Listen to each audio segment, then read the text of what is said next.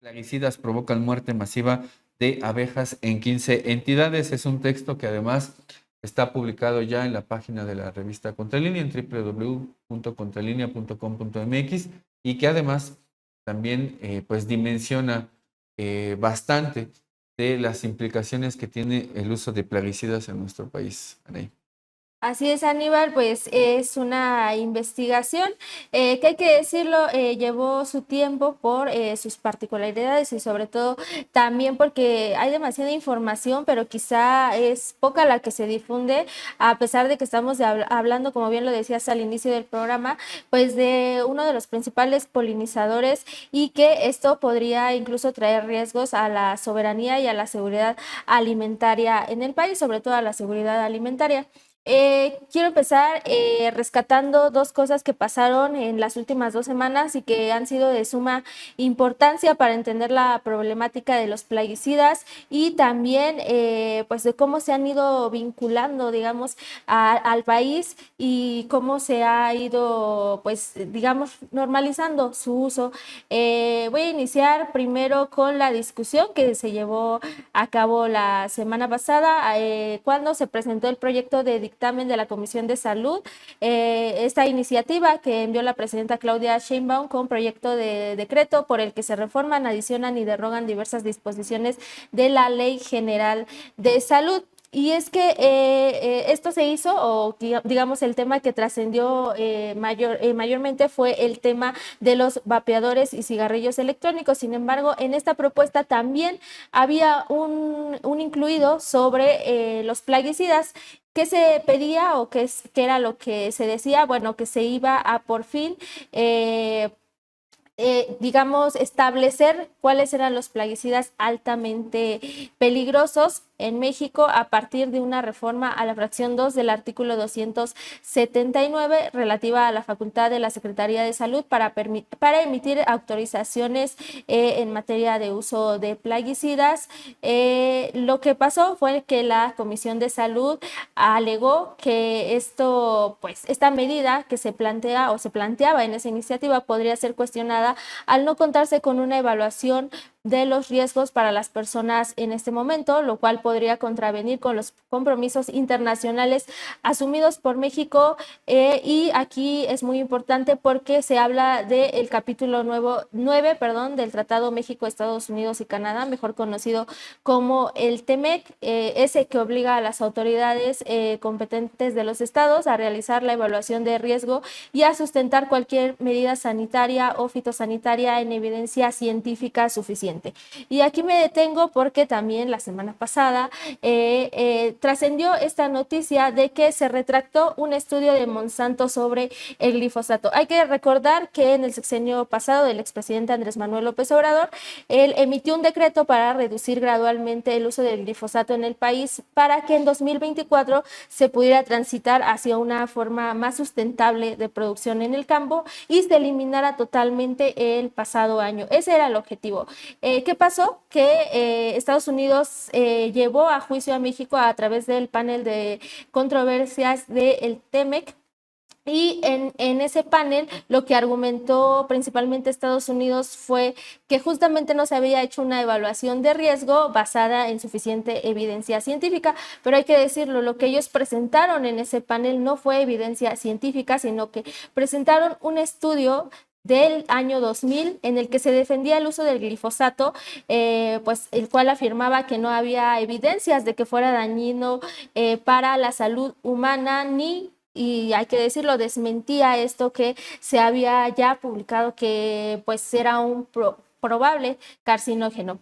Sin embargo, el pasado 5 de diciembre, la revista editorial, el Sevier, retiró públicamente este estudio, fue retractado porque al considerar más bien que el estudio tenía numerosas fallas y que en realidad fue redactado por científicos de Monsanto, ahora propiedad de Bayer, quienes firman como autores habían recibido un pago de la transnacional para la elaboración de dicho artículo. Es decir, los trabajadores del Monsanto hicieron este estudio, lo hicieron pasar como que eran científicos independientes, libres de conflicto de interés, y este estudio era el que utilizaba Estados Unidos, el que utilizaba principalmente Monsanto para seguir defendiendo el uso del glifosato pues a nivel global. Lo que muchos científicos que han estudiado el tema pues sí lamentan es que esta retractación haya llegado 25 años tarde, hay que decirlo, y que pues esto ya se había denunciado incluso durante ese panel, y hay que recordar que también Monsanto ha perdido más bien ya numerosas demandas por miles de millones de dólares porque pues no han logrado comprobar eso que alegaba este estudio de que no es peligroso para la salud, cuando ha tenido que pagar pues estas sumas de dinero porque lo que se ha detectado es que en realidad sí ha ocasionado en ciertas personas que trabajaron directamente con este herbicida, sí ha ocasionado cáncer. Vamos a escuchar una primera parte de lo que nos comentó la bióloga por la UNAM, Erika Hackman Aguilar. Ella ha seguido de cerca este tema y justamente ella nos explica cómo es que se llevó a cabo esta resolución en el panel de controversias del TEMEC al que fue llevado México tras la aplicación de estos dos decretos presidenciales sobre la prohibición gradual del uso del glifosato en México. Estados Unidos no presentó una sola evidencia científica. México presentó cientos de artículos científicos, presentó testimonios de personas expertas. Eso también lo pudo haber hecho Estados Unidos y no lo hizo. Y eso es sobre el maíz transgénico, no sobre el glifosato, porque Estados Unidos no se quiso meter con el glifosato. Y de todas las opiniones de entidades no gubernamentales, la mayoría eran de entidades no gubernamentales que lo que hicieron fue dar argumentos para México, o sea, estaban del lado de la postura de México. Y unas cuantas de ellas metieron también argumentos científicos. Y entonces el panel, si tú lees toda el reporte final, los panelistas no se meten al análisis de la ciencia.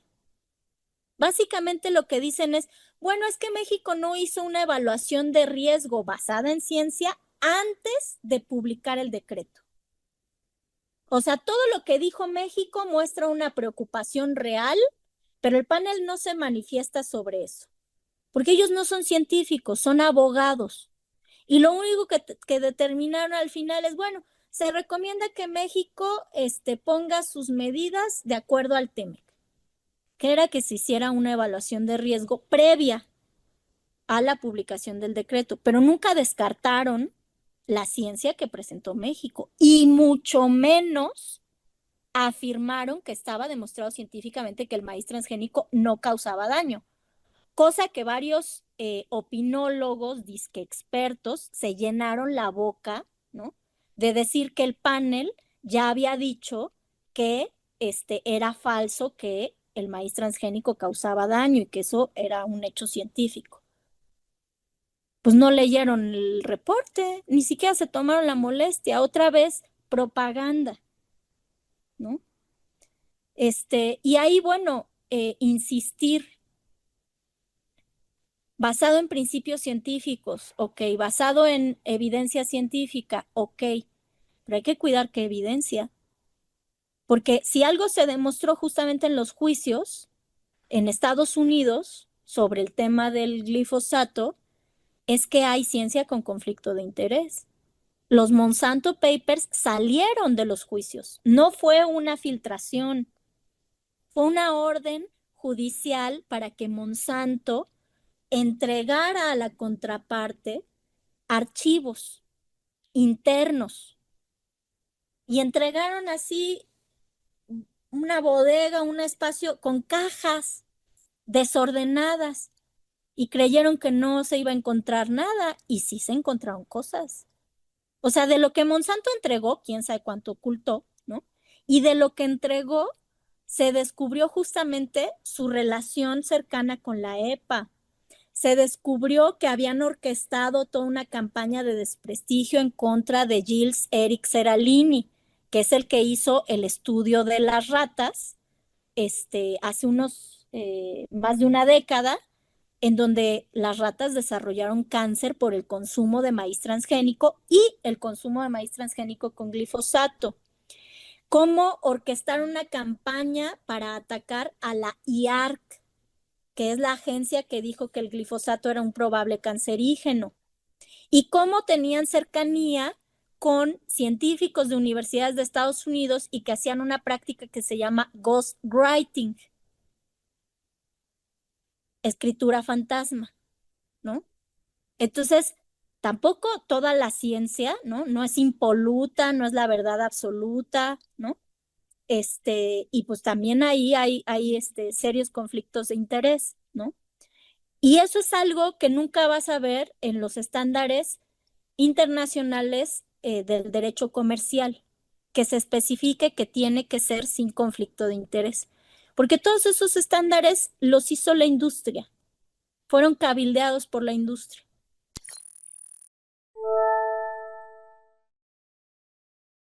Ahí esa explicación que nos daba la bióloga Erika Hackman, y es que es muy importante porque, como lo decía, este fue un estudio que se utilizó durante pues, estos últimos 25 años para avalar el uso del glifosato en diversos países. Otro tema que incluso trató de, digamos, ahondar este estudio fue lo de los metabolitos secundarios. Solo lo subrayo para ahondar un poquito más en ese tema más adelante, y es que quería poner este contexto para ahora sí entrar de lleno a esta investigación sobre las abejas.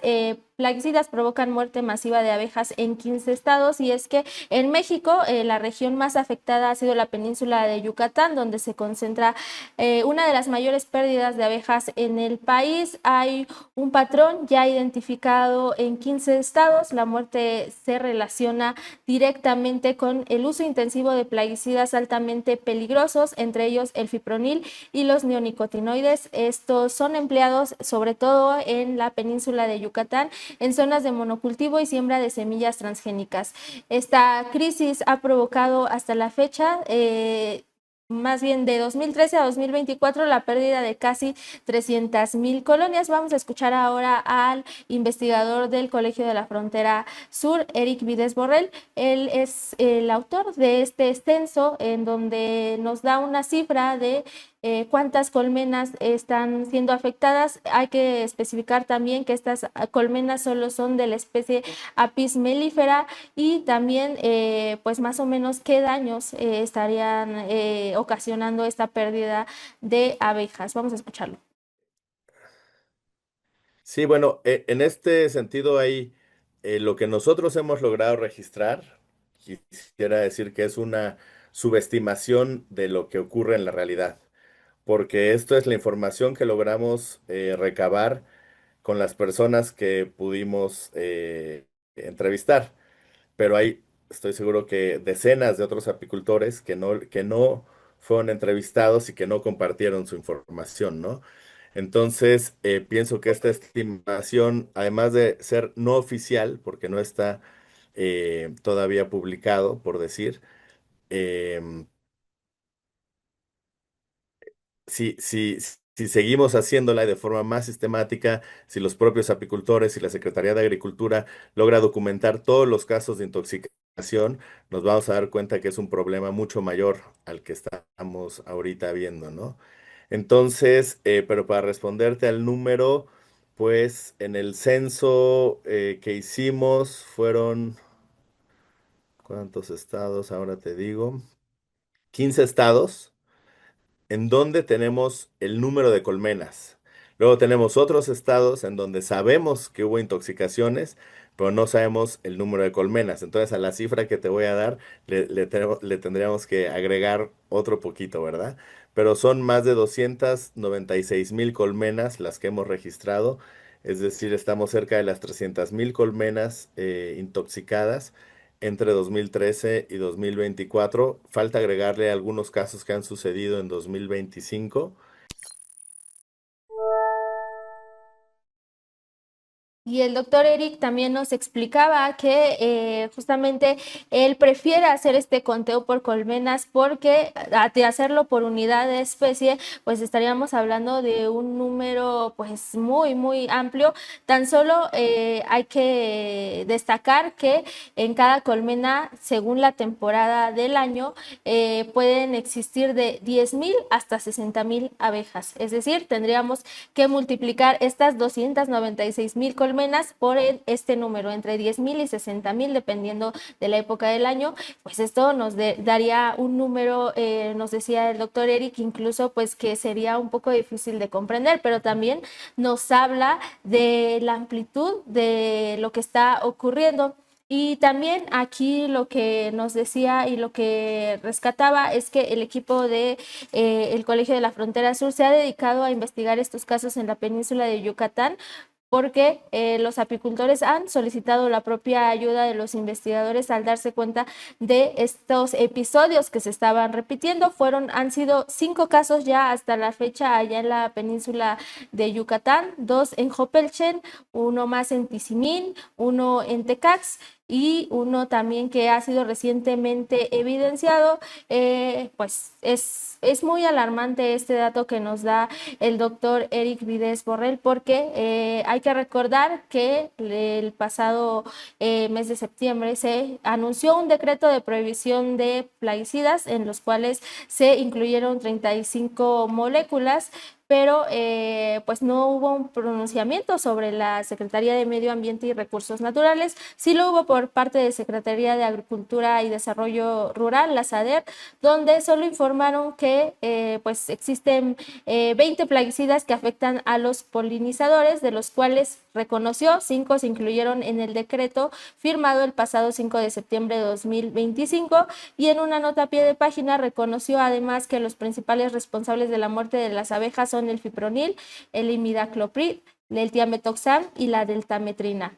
No obstante, dijo, estos insecticidas no se incluyeron en el decreto de prohibición, toda vez que son una opción viable para controlar diversas plagas de importancia agrícola, y ahí pues también tendríamos que cuestionar este concepto de viabilidad de las autoridades, porque son viables para controlar ciertas plagas, pero lo que no se está contemplando es el daño que dejan a su paso. Y ahora vamos a escuchar al doctor Fernando Bejarano, director de la Red de Acción sobre Plaguicidas y sus Alternativas en México, RAPAM, sobre justamente este decreto y cómo es que aplica y cómo es que afecta a los polinizadores, principalmente a las abejas.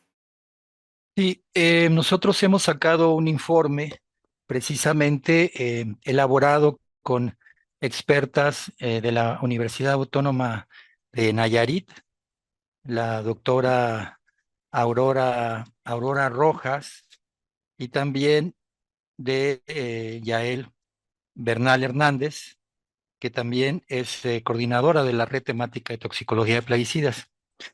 Todo lo que hicimos fue comparar la lista de registros y autorizaciones sanitarias que otorga COFEPRIS, que están disponibles en su portal electrónico, con 2 listas internacionales elaboradas por la Red Internacional de Plaguicidas, PAN Internacional. Y en ellas vemos un gran número de plaguicidas altamente peligrosos autorizados en México y prohibidos en otros países. Si quitamos los 35 que tiene el decreto, considerando que los pocos registros que todavía tienen autorización se vayan sacando, si quitamos esos 35, aún nos quedan 200 plaguicidas altamente peligrosos autorizados en México y muchos de ellos prohibidos en otros países. 161 de ellos prohibidos en otros países. Esto pues es un enorme perfil de peligrosidad a los que estamos expuestos los consumidores, los trabajadores, las comunidades. Ahora hay que precisar 2 cosas. Nosotros incorporamos los criterios de la FAO y la OMS, pero también los criterios compilados por la Red Internacional de Plaguicidas. Entre estos criterios que están incluidos en esta lista de PAN internacional, se incluye el tema de fatalidad en caso de inhalación, Se incluyen los que son carcinógenos por la Agencia Internacional de Investigación de Cáncer, o los que son probables carcinógenos según esta misma agencia, los que pueden alterar las hormonas, los que son muy bioacumulables, muy persistentes en agua, suelos, sedimentos, muy tóxicos, organismos acuáticos, y particularmente incluimos el de alta toxicidad en abejas. En México, actualmente, considerando que de los 35 hay algunos que son altamente tóxicos para abejas, que ya no los contamos, aún quedan 72 registros de plaguicidas altamente peligrosos que están altamente tóxicos en abejas. Y de estos 72 destacan por su mayor venta en el país, según consultores, informes de consultores, pues precisamente el fipronil, el imidacloprid y el tiametoxam, de los cuales pues tenemos información de la evidencia ya de que son causantes, sobre todo en el caso de fipronil, de una alta toxicidad en abejas.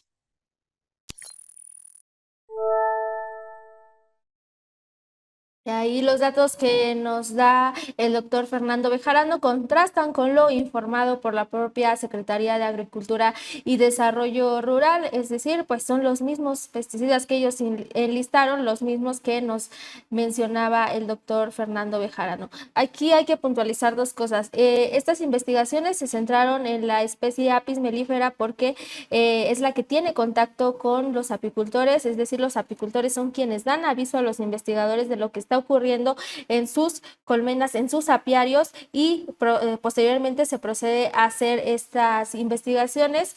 Y hay que decirlo porque aquí lo que ellos nos mencionaban y en lo que todos convergen es que el hecho de que se esté muriendo la Apis mellifera ya es un indicador ambiental de que está ocurriendo con las otras especies de polinizadores, ya no solo de abejas, sino otras especies a las que estos plaguicidas podrían estar afectando, solo que no los vemos porque no hay análisis que se centren en distintas especies por lo complejo que es evaluar a cada una. ¿Y por qué? Pues se encuentran dispersas en diferentes partes. Hay que recordar que en un ecosistema pues convergen diferentes especies.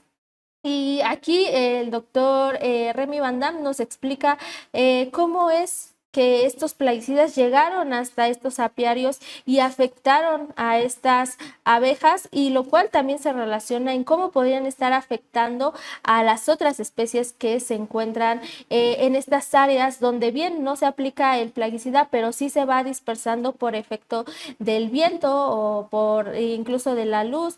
Hay diferentes factores que intervienen, vamos a escucharlo. Sobre la dispersión, lo más probable es que haya sido por la deriva, es decir, en el momento que se aplica un insecticida, muchas veces se aplica por tractor, arañas, como llaman los dispositivos de aplicación, o eventualmente por avionetas también que se están utilizando mucho de manera ilegal. Pero bueno, en todo caso, cualquier sea el método de aplicación, casi siempre se genera como una nube de insecticida encima del campo de cultivo. Y si hay viento en este momento, pues el insecticida se va dispersando, ¿no? Y incluso estuvimos en los análisis viendo cómo había sido el mapa o el viento en el momento de las aplicaciones, y eso nos ha ido ayudando a detectar el origen de la contaminación. En el caso de Opelchen, de memoria, a ver, voy a abrir rápido el informe, perdón, para estar seguro de lo que digo.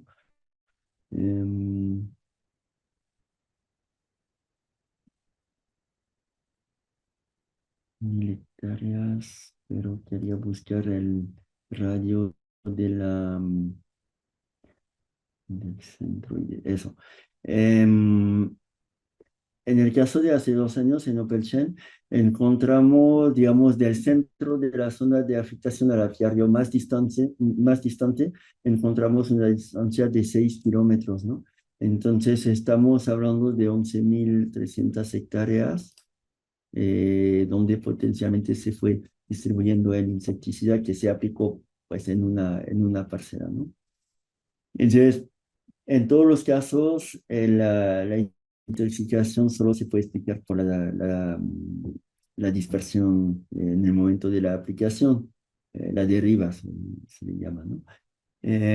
La otra posibilidad sería si se aplica en una parcela que está en floración de algo que es atractivo para las abejas y que las abejas eventualmente lleguen y se intoxiquen, pero es poco probable porque la mayoría de los casos tiene que ver con maíz, que no es tan atractivo para las abejas. Em, y bueno, un momento dado eso podría explicar la afectación de apiarios muy cercanos, pero no a grandes distancias. Entonces la deriva pues es la mayor explicación de por qué se afectaron tantos apiarios. Y sí, efectivamente, nosotros solo observamos colmenas de Apis mellifera, ¿no? Que es una especie exótica. No pudimos ver si se habían afectado de la misma manera las abejas nativas. La diferencia es que en apicultura, pues hay una gran cantidad de colmenas concentradas en un apiario y el apicultor o la apicultora pues visita los apiarios y se da cuenta que hay abejas muriendo, ¿no? Entonces ahí hay los apicultores son un poco los que detectan y reportan casos de intoxicación. Las abejas nativas pues es diferente porque están pues dispersas en el monte, anidan en los árboles, en el suelo, en ramas, bueno, en diferentes soportes, y no están tan concentradas en un lugar. Entonces, sin ninguna duda, si se mueren las apis, también se mueren todas las abejas nativas y otros insectos, solo que no tenemos como verlo, ¿no? No es tan fácil demostrar. Pero yo diría un poco al revés, no hay por qué no pensar que se mueran, que no se mueran. O sea, si se mueren las apis, también se mueren los demás insectos, funcionan de la misma manera. Entonces, aunque no lo podemos demostrar, pero podemos suponer que sí se mueren.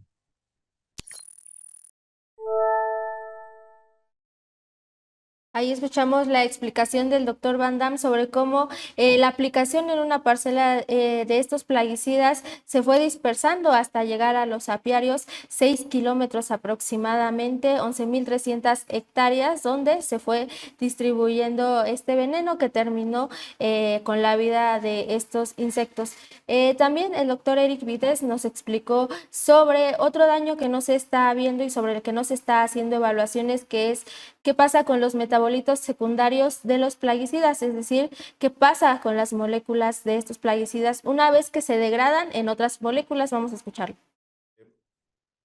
Bueno, hay suficiente evidencia de las consecuencias ecológicas del fipronil, pero hay una parte que no toma tanta atención y es qué pasa con los metabolitos secundarios del fipronil. Una vez que el fipronil se aplica pues en los cultivos, se libera al medio ambiente, este se va por la acción de la luz, del oxígeno, del medio ambiente, se va descomponiendo en otras moléculas.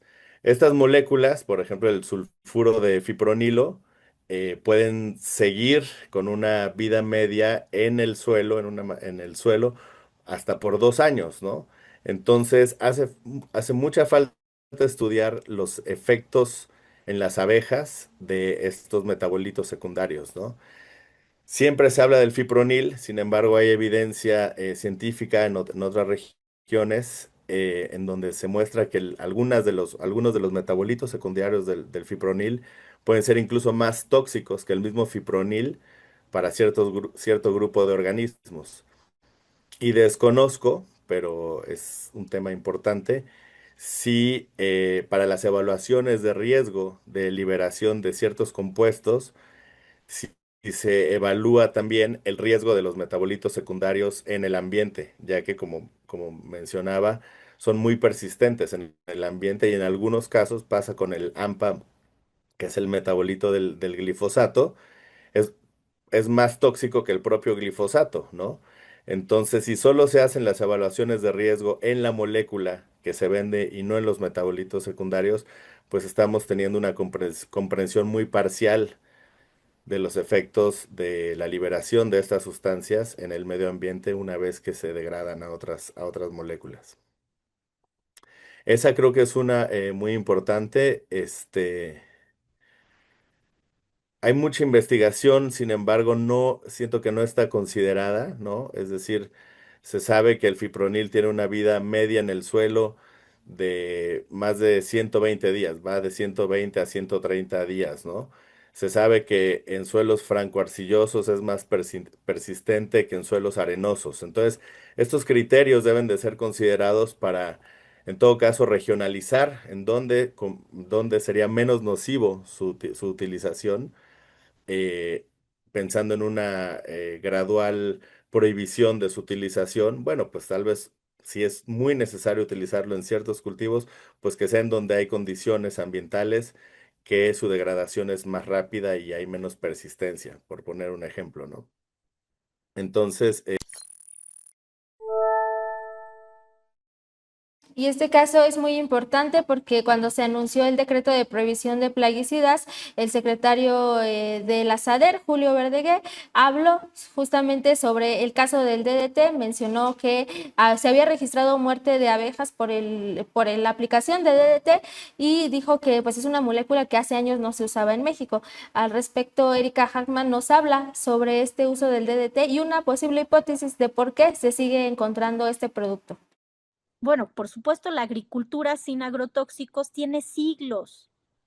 Yo lo que creo es que la agricultura industrial es un error histórico. O sea, tú imagínate más de 9,000 años de agricultura y que en los últimos 200 años, pues ya todo es un desastre, ¿no? Suelos infértiles,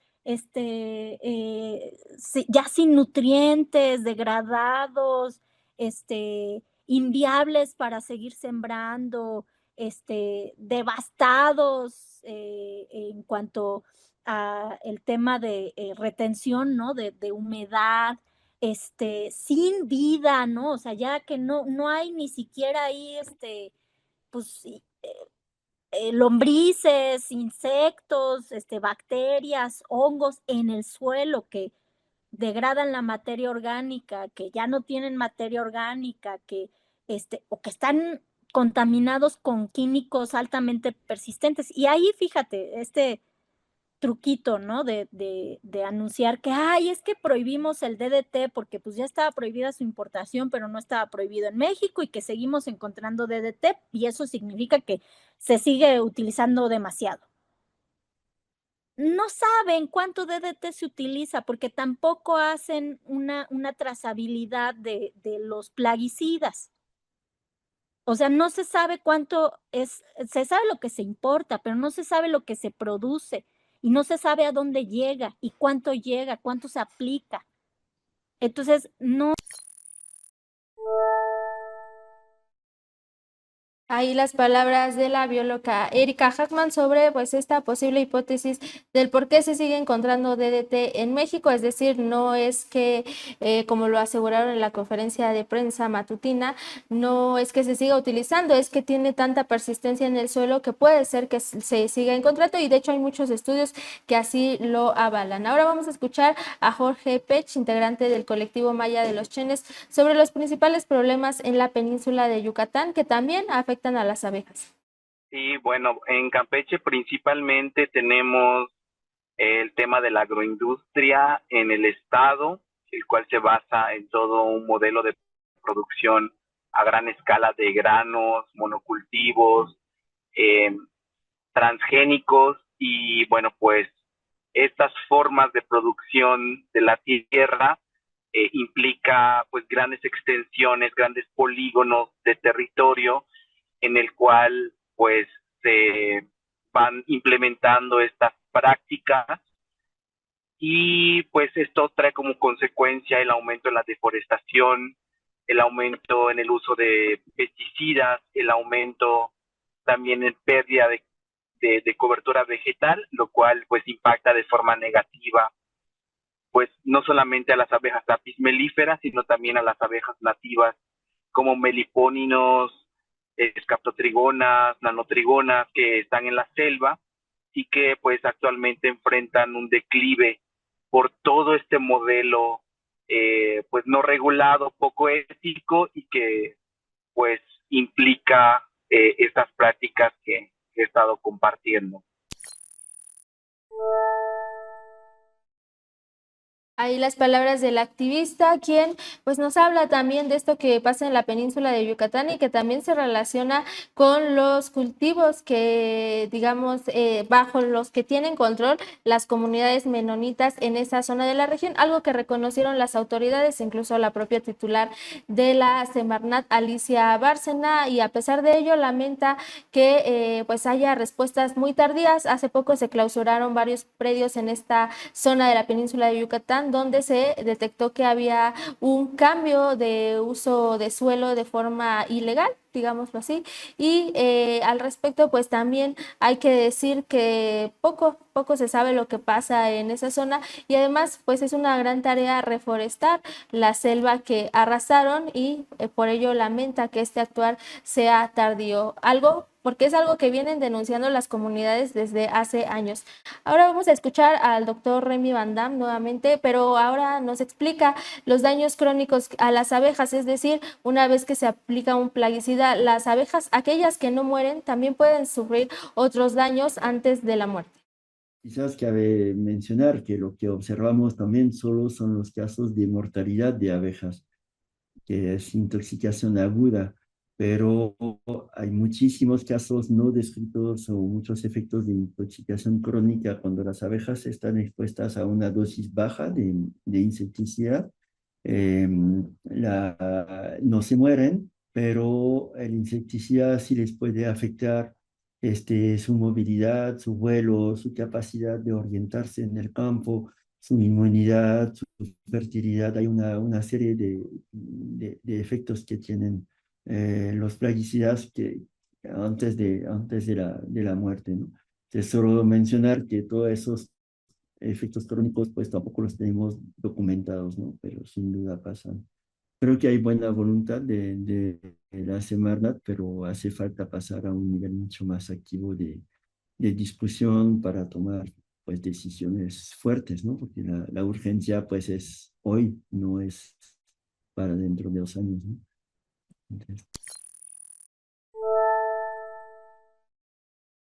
Ahí el llamado del doctor Van Dam a que la Semarnat tome acciones ya de inmediato, porque como bien lo dijo, la emergencia es hoy, no aguardará más años y también es una situación de alerta. A pesar de ello, la titular de Semarnat, Alicia Bárcena, pues declaró en conferencia matutina presidencial que a México no le preocupa la siembra de soya transgénica porque no es centro de origen de esa semilla, a pesar de que, como lo escuchábamos, ya hay evidencia de otros daños detectados. A pesar de ello, pues eso dijo la titular de la Semarnat. Y otra cosa que quiero ya para cerrar es decir que consultamos también al maestro en Derecho Constitucional Raimundo Espinosa Hernández sobre las posibles sanciones a las que podrían ser acreedoras las personas que en este caso específico de la península de Yucatán hicieron estas prácticas ilegales, y pues el panorama tampoco es muy alentador. Vamos a escucharlo. Eso es lo primero. Luego, bueno, eh, la verdad es que nunca han llegado a nada las denuncias. Yo nunca he visto que lleguen a nada, ¿no? Me sorprendería y estaría bien, ¿no? Que ahora sí pudiese llegar a algo. ¿Cuáles son las penas por esto? Pues son multas, ¿no? Son las multas a lo que se llega. O sea, nadie va a ser privado de su libertad por esto. Eh, bueno, hay penas que están prohibidas, nadie va a ser torturado, no lo van a expulsar del país. Entonces, si acaso lo más que va a suceder es que van a ser multas, si es que pasa algo. Lo cierto es que yo nunca he visto que pase algo. Pues ojalá pase algo, ¿no? Si ya lo tienen, si ya dijo que ya pasó y que hay una prohibición no solamente en los códigos penales, sino una prohibición constitucional, bueno, pues esperemos que entonces sí se pueda imponer las sanciones que correspondan, que en este caso pues serán multas, ¿no? A lo que puedan llegar. Sería muy bueno que además se pudiese vincular con reparación del daño. Aquellas personas, por ejemplo, a quienes se les ha contaminado otros cultivos con traza de transgénico. Pasando el asunto de la miel, pues lo mismo también. Habría que indemnizar a las personas que han sufrido daños o perjuicios precisamente por la contaminación transgénica, ¿no? Eso pues sería muy interesante. Habría que ver si logramos llegar hasta allá. En el Código Penal Federal también se prevé, por ejemplo, como sanciones a las empresas, su desaparición. Pero bueno, eso pues nunca ha sucedido en esta materia, ¿no?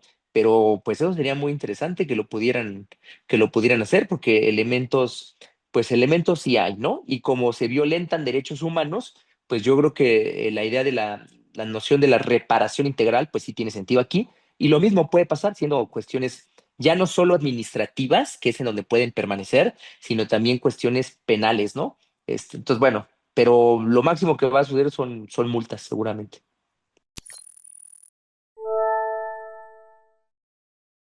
Ay, lamentable que a pesar del daño que ya se ha evidenciado, como decía el doctor Raimundo Espinosa, lo único a lo que se podría llegar son a multas y pues hay que también aquí hacer evidente que la Profepa quizá tuvo una respuesta tardía ante estos llamados de las comunidades de atender esta situación, quedará en multas, pero ¿qué va a pasar con aquellos a quienes se les afectó directamente por esta situación? Hay que recordar que los apicultores también sufrieron pérdidas económicas y el ecosistema pues también está sufriendo una pérdida devastadora porque esto está afectando a abejas, pero también a otros polinizadores, Aníbal.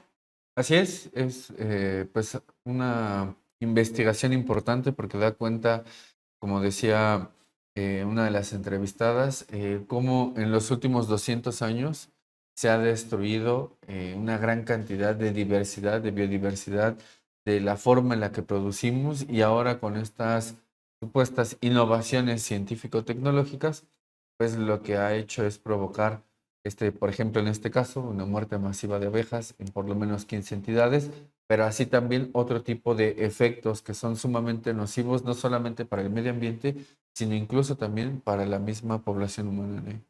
Así es, Aníbal, el llamado es a que haya más investigación justamente sobre eso. De hecho, Jorge Pech nos decía que él como activista lo que pide es que trabaje en la Secretaría de Salud, la Semarnat, la Profepa e incluso Economía, si así lo desea, para que tengan un trabajo, un análisis coordinado de qué es lo que está pasando, sobre todo con la salud de los seres humanos, donde hay poca investigación y donde, pues, como bien lo escuchábamos, pues la persistencia de estos plaguicidas en el suelo, incluso en el ambiente puede llevar muchos años y porque son persistentes y eso es lo que no se ha evaluado y lo que falta evaluar para tener ya un análisis certero y poder pues ya aplicar medidas inmediatamente. Sí, y también incluso la misma Secretaría de Ciencia y Tecnología, que también podría hacer este tipo de grupos de investigación para que se deriven investigaciones de esto en términos de la incidencia en humanos, de la incidencia en ecosistemas concretos.